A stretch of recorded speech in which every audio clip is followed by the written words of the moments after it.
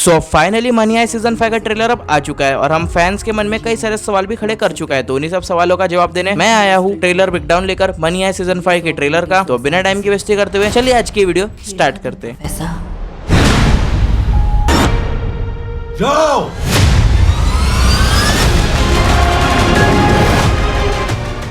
Main trailer को शुरू करने से पहले हमें रिकैप दिखाया जाता है पार्ट 4 के एंडिंग का, जहां पर हमारे सामने कुछ ऐसे सीन दिखाए जाते हैं जहां पर टोक्यो को जो है गांधिया ने कैद करके रखा है और वो जंजीरों से बंधी हुई है। हेलसिंकी नैरोबी को उठाते हुए जा रहा है, प्रोफेसर फंस चुका है। उसके बाद में फिर हमारा ट्रेलर चालू होता है और ट्रेलर में हमें दिखाया जाता है स्टार्टिंग में कि प्रोफेसर को जो है वो इंस्पेक्टर ने बांध के रखी है जंजीरों से, क्योंकि प्रोफेसर काफी ज्यादा शातिर है, चालाक है, बिल्कुल लोमड़ी की तरह, वो कहीं से भी निकल सकता है। उसके बाद में रकेल फिर अपने आशिक मतलब प्रोफेसर को कॉल करती है, जहां पर फिर उसे पता चलता है कि वो बंदी बन चुका है और प्रोफेसर जो है बोलता है वापस उनसे बात कभी कर पाएंगा या नहीं कर पाएंगा। लिटरली बोलूं तो इस सीन में काफी ज्यादा इमोशनल सा हो गया था मैं, क्योंकि प्रोफेसर सिर्फ कैरेक्टर नहीं है, पूरी सीरीज के हार्ट है और हमारा इमोशन भी।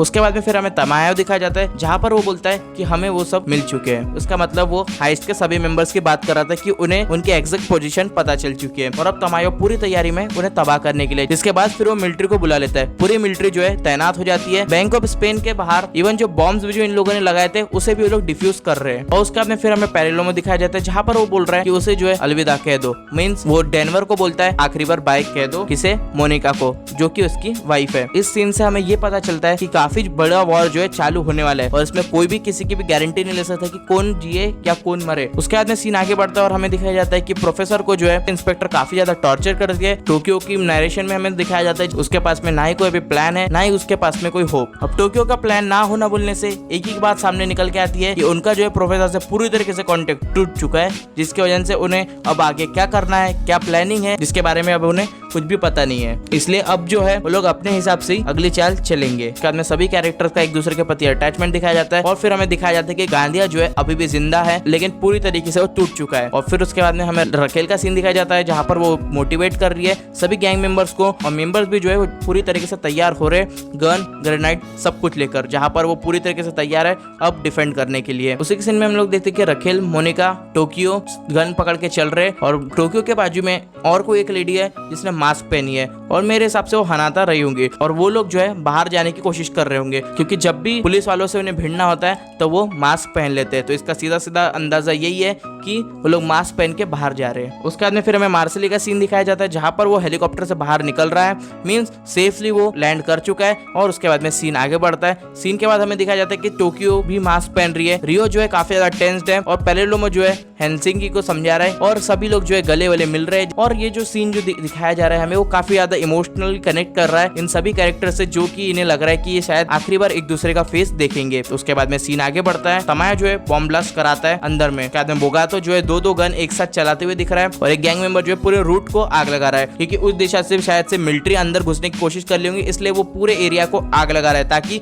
वो लोग अंदर घुस ना पाए। उसके बाद में फिर से एक और ब्लास्ट होता है, जहां पर हमें अंदर का सीन दिखाया जाता है। यहाँ पर एक और बात नोटिस करने वाली है कि हाइस्ट ने भी आर्मी वाला ड्रेस पहन लिया है, क्योंकि जो एक्चुअल आर्मी है वो भी अंदर घुस चुकी है बैंक ऑफ स्पेन के और उन लोगों के बीच में फाइट करते हुए कंफ्यूजन पैदा हो, इसलिए उन्होंने वैसा वाला ड्रेस पहन लिया है और सभी लोग जो है रो रहे, खासकर डेनवर, उसके आंखों में काफी ज्यादा गुस्सा और काफी ज्यादा दर्द दिख रहा है। इस सीन को अपन इस टाइप से एज्यूम कर सकते हैं कि शायद से मोनिका की डेथ हो गई हो लड़ाई करते वक्त। उसके बाद में फिर हमें सोने की तस्करी दिखाई जाती है, जहां पर आप साफ साफ देख सकते हैं कि दो बैग है अलग अलग, जहां पर एक तरफ जो है असली सोना है और एक तरफ जो है नकली सोना है। आप अगर ध्यान से देखोगे जूम करके तो आपको पता चलेगा कि एक किसकी चमक काफी ज्यादा है और एक किसकी काफी ज्यादा कम। उसके बाद का सबसे इंटरेस्टिंग सीन ये वाला रहता है, जहां पर जो है एक लाल गाड़ी के पीछे 4 पुलिस वाले भिड़े पड़े हैं और वो गाड़ी किसी की नहीं, प्रोफेसर की है। जैसा कि आपको मालूम होगा कि लाल गाड़ी जो थी प्रोफेसर की थी। तो इसके 3 पॉसिबिलिटीज निकलते हैं मेरे हिसाब से। एक तो उसमें प्रोफेसर होंगे जो कि इंस्पेक्टर से बच के निकल गए होंगे किसी भी हालत में, और उनसे बच के निकलने की एक ही पॉसिबिलिटीज रह सकती है, बेहोशी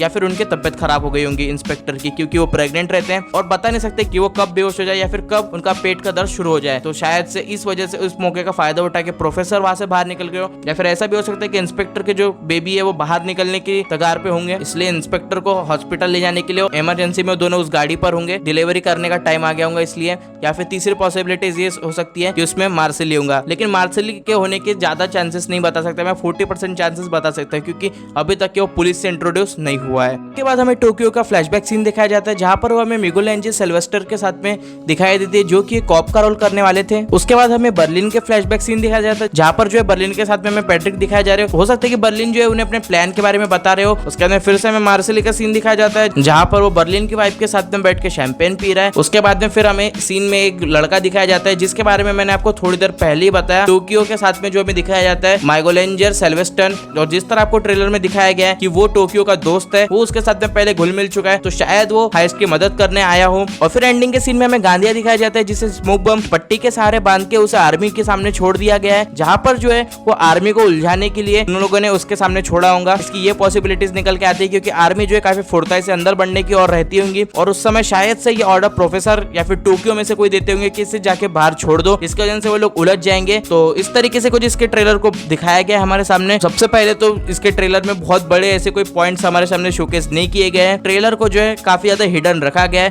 कुछ मेन सीन्स एक्शन सीन्स को ज्यादातर शोकेस किया गया है। जो जहां तक मुझे लगता है कि प्रोफेसर जो है वॉल्यूम 1 में मरेंगे नहीं, लेकिन इतना जरूर तय है कि गैंग मेंबर में से कोई भी एक इंसान जरूर मरेगा। शायद वो डेनवर हो सकता है, रियो हो सकता है, या फिर मोनिका हो सकती है, इन तीनों में से कोई भी, क्योंकि डेनवर जो है बीवी और बच्चे के रहने के बाद से थोड़ा सा कमजोर पड़ चुका है, रियो के ऊपर इतना सारा टॉर्चर उन लोगों ने किया है जिसकी वजह से वो भी थोड़ा कमजोर पड़ गया है, और मोनिका जो है परफेक्ट हाइस्ट है नहीं, जिसकी वजह से अपन एक अनुमान लगा सकते हैं कि ये तीनों में से कोई एक ना एक तो जरूर मरेगा वॉल्यूम 1 में। और इतना पक्का है कि टोक्यो तो मरने वाली है नहीं। बात करूं वॉल्यूम 1 की तो वॉल्यूम 1 पूरी तरीके से सेटिस्फाइड नहीं होने वाला है, क्योंकि इसका वॉल्यूम 2 में जो है हमें बाकी के एपिसोड दिखाए जाएंगे जहां पे हमें एक परफेक्ट एंड देखने को मिलेगा। तो वॉल्यूम 1 को ये लोग कुछ बड़े ट्विस्ट के साथ में खत्म करेंगे, जहां पर हो सकता है कि वो किसी की डेथ दिखा के या फिर कोई बड़ी उलझन में डाल के ये लोग इसका एंड करें। तो ये थी मेरी फैन थियरी, और जिस टाइप से मैंने मनी हाइस्ट के पार्ट 5 के ट्रेलर को ऑब्जर्व किया और मुझे जो लगा वो मैंने आपके सामने बता दिया। आपकी क्या थियरीज है, आपको क्या लगता है कि कौन मरेगा कौन जिएगा, उसके बारे में आप हमें कमेंट सेक्शन में बता सकते हैं। अगर आप भी मनी हाइस्ट के फैन है और इसके पार्ट 5 की बेसब्री से इंतजार कर रहे हैं तो प्लीज वीडियो को एक लाइक कर देना, क्योंकि हम इससे रिलेटेड वीडियो और लाते रहेंगे। मिलता हूँ अगली वीडियो में।